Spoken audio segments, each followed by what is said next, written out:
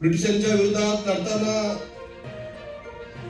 सिद्धगडच्या स्वतंत्र संग्रामात त्यांना हुतात्मा आलं हे आपल्या सर्वांना माहीत आहे। अशा या वीर महात्मांचे स्मरण आपण ठेवले पाहिजे, त्यांची स्मृती आपण जपली पाहिजे आणि त्यांच्या कार्या भावी पिढीला देखील प्रेरणादायी ठरावे ह्या उद्देशाने आपण केंद्र सरकारकडे आणि राज्य सरकाराकडे जो कर्जत पनवेल उपनगरीय रेल्वे कॉरिडॉर मार्गाचं जे नवीन कर्जत स्थानक उभे राहत आहे त्या स्थानकाला वीर हुतात्मा हिराजी पाटील कर्जत रेल्वे स्थानक असे नाव देण्यात यावे अशी मागणी आपण सर्वजण करत आहोत।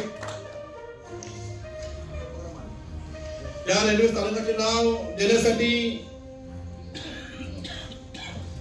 पत्र आम्ही संबंधित केंद्राला पत्रव्यवहार केलेला आहे।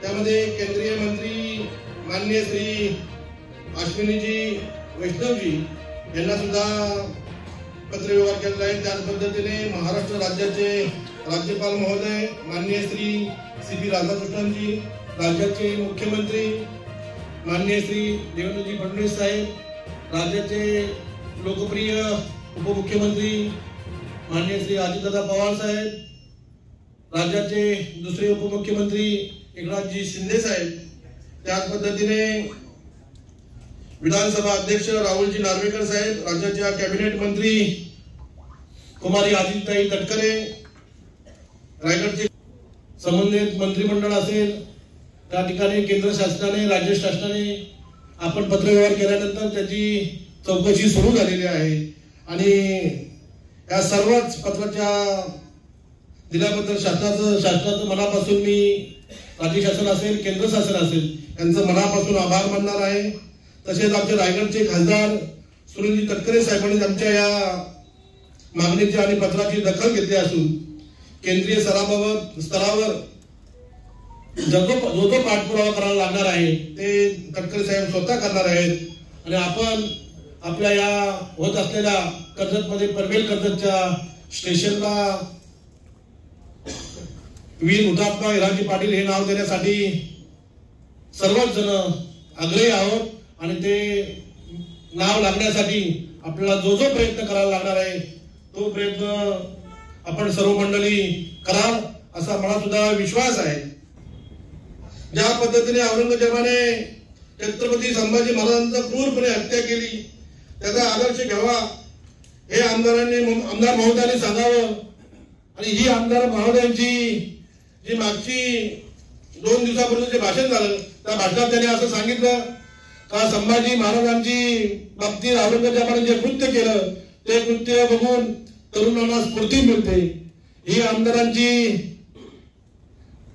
पुढची जी अक्कल आहे ही कितपत आहे हे आपल्याला या ठिकाणी मी सांगेन। खऱ्या अर्थाने या वक्तव्यासाठी आम्ही सर्वजण परिवर्तन विकास आघाडीची सर्व मंडळी आज कर्जत पोलीस स्टेशनला जाणार आहोत। प्रांत अधिकारी असतील तहसील अधिकारी असतील त्यांना पत्र देऊन त्यांच्यावर खऱ्या अर्थाने गुन्हा दाखल झाला पाहिजे, त्यांचं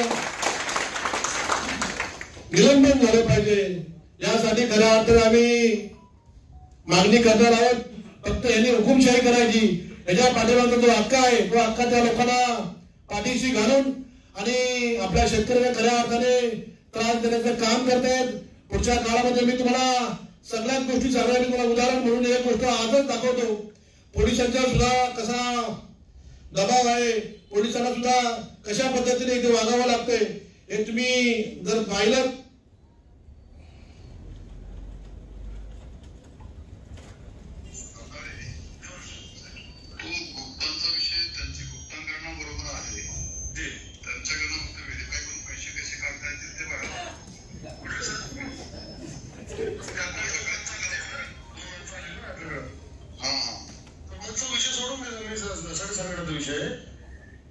नदीमचा मला फोन आलेला तर म्हटलं ठीक आहे ते आमदाराशी बोलले म्हणलं साहेबांशी देतील म्हटलं आणि आता ते गुप्ता माझ्याकडे आले त्यांनी ते फ्रॉड केलेलंच आहे 100%। हो बरोबर।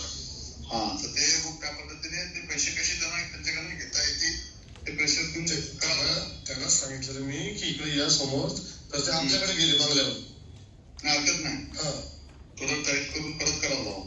आता तुम्ही फोन दिला त्यांच्या समोर बोलले ते मला माझ्या तुमच्या माहितीच ना माझा फोन आला तेव्हा नंतर ऐकत नाही तुम्ही पैसे द्यायला लावा एवढं सांगा.